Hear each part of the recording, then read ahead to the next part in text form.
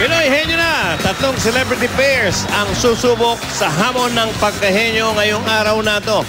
At siyempre pa, habang nag-aayos pa ng gitara si Pare Mick, narito muna ang ating pinakamamahal na pinakamagandang stewardess, Oy! Saida!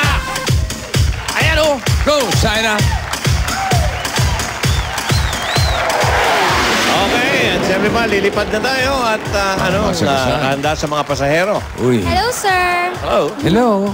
It's a wonderful day today. Yes. For that, not really. Oh, sige, okay. oh, it's very hot. I prepared. Mainit nga. Di ba?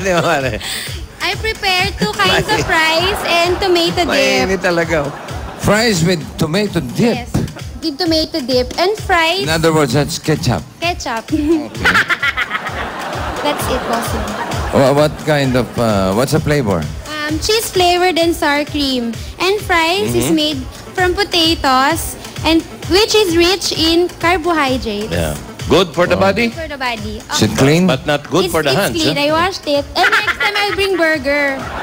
Oh, next time. You bring fries, sir. Huh? But you will bring fries. Yeah, as long as your burger is clean. Yes. Okay. Okay. Okay? Thank you. Keep it clean, ha? Basta may problema yung mga pasahero natin, sabihin nyo lang kay Saida. At mainit yan. Mainit, oh. Oh, it's hot. Ibid our guns!